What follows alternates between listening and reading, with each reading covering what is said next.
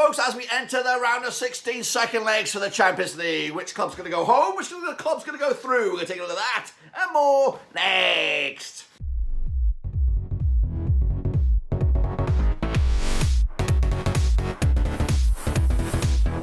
That's right, folks. I'm going to a prediction video. Today, we're taking a look at the Champions League, last 16 second legs, of course, with some clubs on the verge of elimination. Who's going to be going home? Who's going to go through? We'll have a look in a second. Of course, if you're new, where you been? Smash your subscribe button, mate. All things Champions League related, Rovers related, Europa Champions League, and everything else related. We got it all here, boys.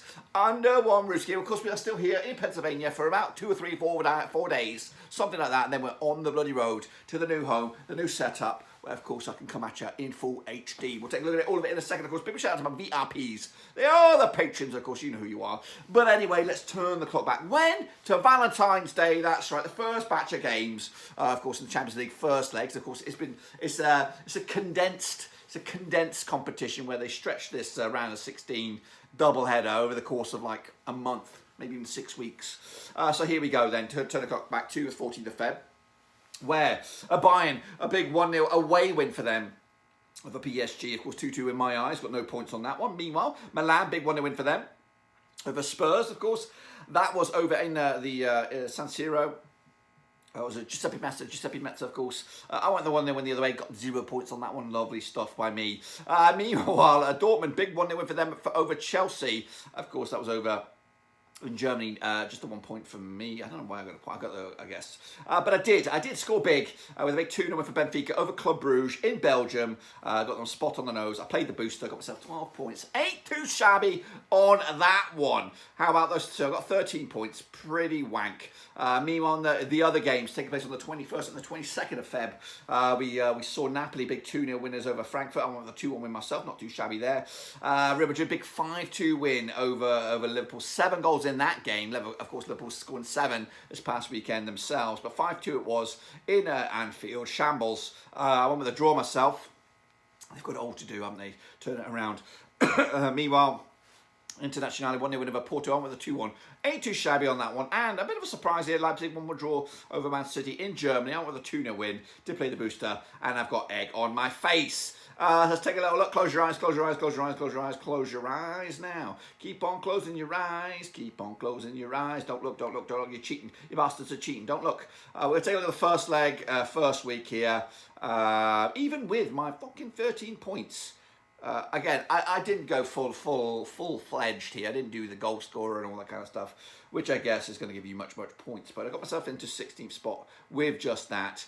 And as you can see, running away with it is Nico ZT, 41 points. He just knows it. He knows the cheat code. He knows the bloody cheat code. So he did win that week, and he probably won the second week as well, didn't he? No, Pim Predict coming out on top there, 29 points over Nico ZT. Well done to him. As for me, don't even look at it. Close your eyes. Close your eyes, sons of guns. That's the state of play in the mini leagues. The overall leaderboard, though, is Nico ZT 3 Fiat 5-4 for him for the tournament. Carl Mackin's up there though in second spot 329, giving him a run for his money perhaps. Pim Predict up there in third is Vil. Me 16th again. I didn't give up, but situations changed for me back in January, so I could not keep up with the heat. But I will be. Next year, it's mine. I'm going to be pissing all over the lot of you. So, hear my warning. You can have this one. You can have this one. A lot of them. A lot of the tournaments, you can have all of them. But next year, I'm going to come at you. 6-pack and everything. I'm going to come at you, bitches. I tell you what. So, second leg's coming at you between the 7th and 8th. We are going to do all 8 games. So, we ain't mucking about here. We're going to start with Chelsea up against Dortmund coming at you. On one of the 2 games taking place on Tuesday. So, of course, the return leg at Stamford Bridge right here, right now. Of course, Chelsea, 33% for them. Just 1 win in 6 for them. Of course, that was most recently as well. Meanwhile, Dortmund comes as winning 6 on the match. I think they might even be top of the table over in Germany. Correct me if I'm wrong. Of course, the return leg, the reverse fixture. Sorry, 1-0 win. It was to Dortmund in Germany. Back, of course, on the 15th of Feb. They did beat Leipzig most recently. 2-1 win for them. Looking pretty good at home. Of course, the last away win was a 1-0 win for them over Hoffenheim. Chelsea, though, big 1-0 win over Leeds. They did lose to Spurs most recently. It's not been great. In fact, they've only scored 1 goal in the last 3 games which is pretty woeful form for them. However, I'm sure Chelsea are favoured to win this game, aren't they? But yeah, 11-10 on for the victory. 3-1 is the away win, and 13-5 is draw. Get this, I'm not a guy that encourages the sacking of anybody, and I like Graham Potter. I think he is a great manager. It's just a poison chalice right now. I think Chelsea is it's difficult, but this could be the game that gets him sacked. Not because of the board. I don't think the board want to sack him. I think they're going to stick by him. I think the fan pressure will get to him if they don't turn this around. I'm going to go against the grain here. I'm not sure what this will equate to. I'm going to go with a 2-1 win for Chelsea on this one, 2-2 on aggregate. Is the away goals in factor? I don't even know anymore. But of course, I'm going to go 2-1 win on the night. It'll make 2-2 on aggregate. Yeah, sitting on the fence a little bit on that one. If it goes to penalties, who bloody knows? If I have to push, I'm going to go with the Germans. They'll win this one, though, Chelsea on the night. But I think they might go out on the grand scheme of things. Kicking off for, though, is Benfica up against Club Brugge. Also kicking off on Tuesday as well with a healthy upper hand. 2-0 win over in Belgium, but of course now over in Portugal. Played each other, of course, just the one time. We'll talk about that shortly. Benfica, though, 5 wins in the last 6, 83% form for them. Up against the Bruges side, just 1 win in 4, managed by Scott Parker. Not doing a good job, is he? Parlez-vous français? Do you speak a language? Probably not. But anyway, coming at you, 2-0 win it was over in Le Bruges. Benfica pick up a 2-0 win over Flamengo, of course, back-to-back clean sheets for them. Just 1 goal conceded over the last 4 games. That was against Boavista. Meanwhile, Bruges with a 3-0 loss against Ostend. The wheels have come off for Bruges most recently, but the odds right here, right now, I'm back in Benfica all the way to the hilt here. 5-2 on for the victory, 15-4 is your draw, 30-2 is your win. Watch Benfica here. They could be a little bit of a dark horse to cause you some problems. A favourable draw for them in the next round because they're going to go through here. They could make semi-finals, and they are a sticky wicket. I'm going 3-0. Going big on this one. I might even play the booster on this one. Meanwhile, probably the game of the round. A lot of work to do for Messi, Neymar, and of course Mbappe. Of course, as PSG go to Bayern at the Allianz Arena, played to the 7 times to 2017. 5 wins for Bayern, 2 wins for PSG, 0 draws. Of course, Bayern they're winning 5 of the last 6, 83% form for them right now. PSG they're winning 3 on the bats, 50% form for them. Of course, the reverse fixture was a 1-0 win for Bayern back in PSG. Last time they played in Germany is a 3-2 win for PSG. That might be enough for them to go through. That was a 3-2 win for them in the quarterfinals way back. But of course, I think Bayern came round and turned that around to glorious results. Of course, Bayern though with a big 2-1 win over Stuttgart on the road to keep up the heat at the top of the table. Be a PSG 4-2 win over Nantes, of course, over in Ligue 1. But the odds right here are a tight one. This one on Wednesday, 4-3 on is your Bayern here, 10-3 is your draw, 14-5 is your away win. Bayern a favourite here. It's going to be tight. Going to go 2-1 win. Which again will be enough for them with the 1-0 advantage from the upper legs, of course. Meanwhile, Spurs, I guess Milan, of course, got it all to do, but this time over in London. Of course, Milan losing most recently. Spurs, though, very hot and cold form right now, 33% form for them, winning 2 times the last 6, 2 times the last 4, if you want to look at it a different way. Meanwhile, Milan, though, just 1 defeat past 5, 67% form for them, of course, heading into this place. The 5 times these 2 sides, 3 wins for Spurs, 1 for Milan, 1 draw, of course. Biggest win for Spurs, 2-0 win. Biggest win for Milan, 1-0 win. Last time they played each other over in Tottenham, in competitive real deal action that really matters. It was a 0-0 draw in the last 16 of the Champions League way back in March 2011. Of course, the 1-0 win though for Milan in the reverse fixture is most hot off the press. Back-to-back away losses for Spurs after they've lost to Sheffield United in the FA Cup and Wolves in the Premier League. Milan also back-to-back, actually not back-to-back, a loss most recently against Fiorentina. A bit of a stinger, of course, in the race for Serie A. But the odds right here right now, 2019 on is your Spurs, 13-5 is your draw, 14-5 is your away win. This, of course, is the first round of matches this week. Tight one, this one.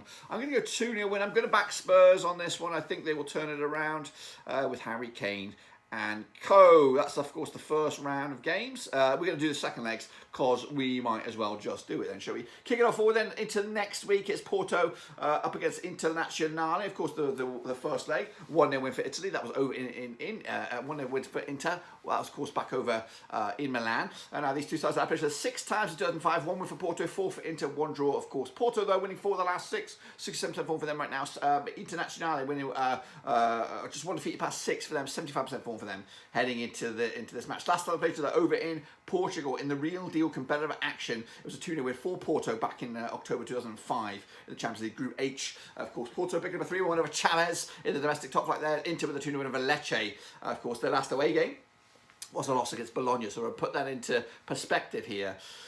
on the road. Of course, Porto 13-8 for the victory, 6-4 is your Milan, 13-5 is the draw. This could be a statement week or round this competition for Portuguese football if both Benfica and Porto make it through to the final 8. Do I see it happening? Do I see it? It's just a 1-0. It's going to Portugal. I'm gonna go 2-0 win for Porto here. I'm going for it. Back into Portuguese football to turn it around. Have a stellar week or stellar round in this competition to go make 2 teams from Portugal in the final 8. That should give a little bit of kudos to the Portuguese top flight, and maybe even put it in the top 5 leagues in Europe consideration. You know, when you look at the top 4, Germany, Spain, Italy, England, top 4 leagues, then France kind of gets thrown into it. Really, France is really kind of a 1 or 2 club team, really, isn't it? It's PSG and maybe Marseille, maybe, I don't know. You know, whereas Portugal football, Porto, Benfica, Sporting, you could throw even Boa Vista in the mix, maybe. You know, Brugge. You know, they should be in or around the conversation for the 5th league in the top 5. But that's just my take. Don't piss on my parade. Anyway, kicking off forward is City against Leipzig, coming at you over at the Etihad, coming at you on Tuesday, whatever date this is, the 14th of March. Played each other 3 times in 2021, one win apiece, 1 draw, of course. Man City, though, unbeaten in the last 6, 83% form for them right now, winning 4 of the last 6 games. Meanwhile, Leipzig, they're winning unbeaten. What we're looking at, 1 defeat plus 4 for them, 50% form for them over the last 6, 1-2 lost to and drawn 2, of course. Last time played each other over in Manchester was a 6-3 win for City back in September 2021 in the group stages of the Champions League, of course. Leipzig, though, back-to-back games unbeaten against Man City, but both of those games were in Germany. Of course, Leipzig, though, 2-1 loss to Dortmund, most recently City with a 2-0 win over Newcastle. Before these games, of course, take place, City will go to Crystal Palace, Leipzig will take on Gladbach, of course, this coming weekend. But the odds right here, right now, for this game, just to put some extra flavour on it, 5-2 on is your City, 4-1 is draw, 30-2 is your win. Tight one, this one should be a comfortable win. I'm going to go 2-0 win for City. It might even be more than that. Meanwhile, Napoli up against Frankfurt, coming at you over in Naples. That's on Wednesday, the 15th of March. Napoli with a comfortable 2-0 win from the first leg in Frankie to of course, look good already comfortably into the second leg. Of course, Frankfurt, of course, Europa League winners after beating Rangers last season. Of course, coming to the last 16 here. Played each other just the one time we'll talk about shortly in a minute. Napoli, though, winning 5 of the last 6. They did lose this past weekend over in City, which was a bit of a shocker. Frankfurt, though, just 1 win 5, 42% form for them heading into this. There was a 2-0 win in Frankfurt way back, of course, on the 21st of Feb. Frankie with a big 2-2 draw against Wolfsburg over in the Bundesliga. The last win, there was a 2-0 win over Bremen way back in, of course, 18th of Feb. Of course, Lazio did beat Napoli most recently to suffer their first defeat in a long time over in Italy. The odds right here, right now, we've got Napoli 50-8 on for the victory, 3-1 is your draw, 5-1 is your long shots, of course. Going to go with a bit of fight here, 2-1 win for Napoli, 4-1 it will be on aggregate. They are through, they are home and hosed. And then we're left with this little cherry at the end of it. It's the final game, Wednesday the 15th of March, of course. It is Madrid against Liverpool. Liverpool were back to their vicious best, of course, on the weekend against Manchester United. Of course, Real Madrid, though, what were they back to? They were back to a bit of a stuttered start. They haven't won the last 3 games, I think.